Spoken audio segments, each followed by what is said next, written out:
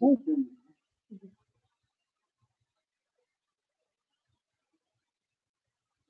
live. Hey, Hello. two crazy Hollywood mamas. Yes. And you know what we're going to talk about today? Stuff that pisses us off. Things that irritate us. Yes, So you know what? One of the things that really irritates me, bring it on. honey, when somebody comes to your house, or even if it's somebody lives at your house, and you know what? They go to your bathroom and they have a Star Trek event. Okay, do y'all know what that is? That is where they have this massive movement.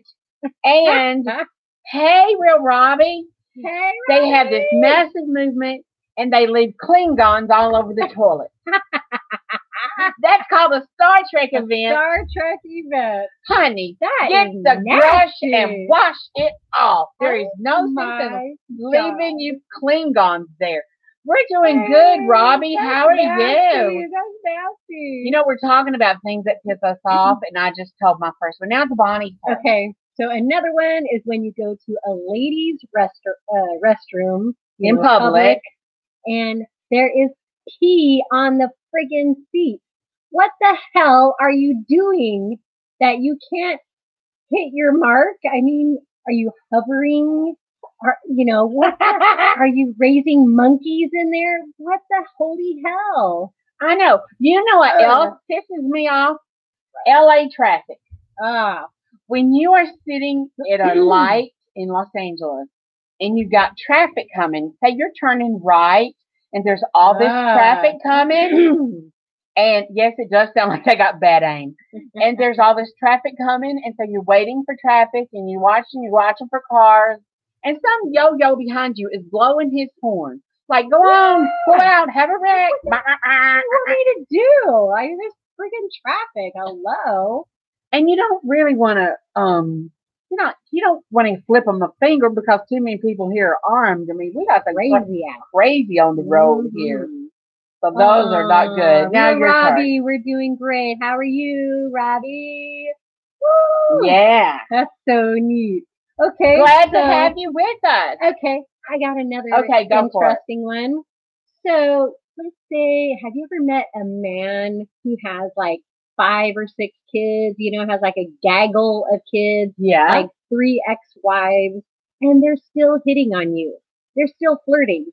Like, haven't you figured it out? Is they got a girlfriend, a current wife, and kids with 3 different baby mamas, and they think you want something to do with them. What are you going to become, like a line of baby mamas? Right. And they can't afford the ones that they have. I know, right? You know what? I hate it when I used to date, and guys did not know the difference in unemployed and self-employed. So you go out with them, and they go, "Oh, do you have any money? I left my wallet at home." Really? No. Bye-bye. Don't condone using a phone and driving. It's illegal here, Robbie. Well, if you use the phone and drive in California and you get caught, $800 fine. Ooh, ouch. $800 fine. Live streaming and driving, probably not a good combination. Not a good idea. Most people can't drive without using their phones and without streaming. So, I know. They need to watch what they're doing. I know. I hate it when somebody, like, literally, you're beside them and they're, like, driving and texting and putting on eye makeup and eating. Well, that could be me on a lunch break sometimes. What the hell? But you're not going up the street doing it. Yeah, typically. I will say I have a niece that we know was texting, and she got killed in a car wreck. Absolutely head-on collision, and she was in the wrong lane. I mean, there's never. The police didn't say that, but honest to God, it broke my brother's heart. It was his oldest daughter, and she had just gotten her stuff together, and just was doing well in her life. That's so sad. It is sad. So no texting and driving. No. Put your phone away if you're driving. I mean, yeah. But at least they have, new cars now where, the speakerphone or whatever is built into the car. Yeah, you can do You know, hands-free. Bluetooth. Hands-free. Our car's too old for that. Mine is too. But I don't let Robert talk on the phone when he's driving. If I'm in the car, I'm like, Well, mm-mm, yeah, mm-mm. yeah. $800 fine. Well, First time you get an $800 fine, I'm skinning your Ouch. nuts. Ouch. Well, and we were just in the car with your husband, and he couldn't talk to us in the car and drive without driving like a granny, driving 10 miles an hour. Yeah. I understand using your GPS on your phone, but they still talk out loud. You know, most of those will tell you turn right. Oh, recalculating. Oh, and I hate it. Okay, another thing that pisses me off. Okay, so in LA, you need your GPS. I mean, really, unless you just know every place and can remember it. But I mean, a lot of the times the stupid GPS, turn right now, and you're past. You've already passed the damn thing, Yes. Like, I know, we cuss it all the time. Because it'll say, as you're going past the street, it'll tell you to turn on. You're like, well, that's too late. What now? And then she's got to recalculate.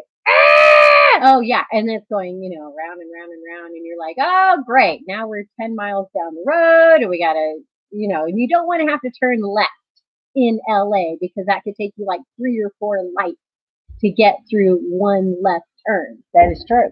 Because very few lights in LA have arrows, have turn arrows. Yeah. So the law is that the first 2 or 3 people after the light turns red, it's legal for you to go if you're in the middle of the street.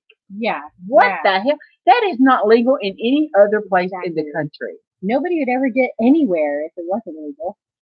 Yeah, place your phone in a holder so that, you're not. Yeah, you're not going, oh, I can't see that in my lap. Yeah. Bam. Definitely. But yeah, or people who honk their horns, like, come on, if it takes you half a second to step on the gas, it's okay, people. Relax. Jeez Louise. I mean, people have no patience, especially in LA.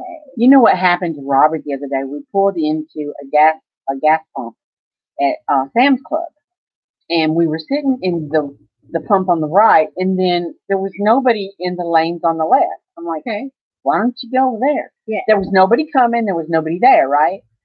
So he gets in another lane. He just pulls over into the next lane. And just as he started doing that, this car starts turning in from the street and pulls right up behind him and starts blowing the horn because he wanted to get in that lane.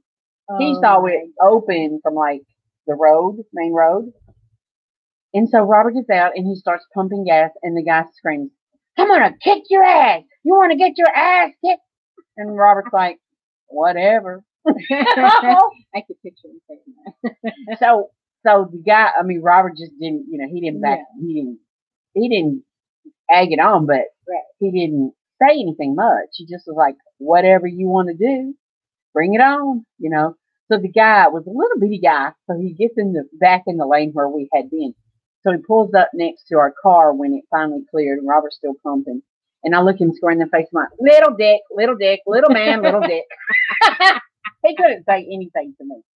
He knew better. He's like, that big old fat woman. She is not intimidated by my cussing, so I better go home. That is hilarious. Okay, how about little men with big trucks? I mean, obviously they're compensating or trying to compensate for something. Did you ever hear the joke about the elephant and the piss ant? No, I don't. Okay, so elephant and piss ant were walking up the road, and the piss ant fell into a hole. Okay. And he's like, help. And the elephant says, oh, no problem, I can help you. And he just whips his dick out and he put it down in the hole, and the ant was able to just crawl right out.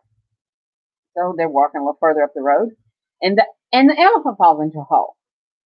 And he says, help, I can't get out of the hole. And the piss ant said, wait right here. I got to go get my Porsche. And he goes and gets his Porsche, and he throws the elephant a rope, and he pulls the elephant out of the rope. Do you know what the moral of the story is? You don't need a big dick if you got a portion. Thanks. See you next time. Bye. Bye.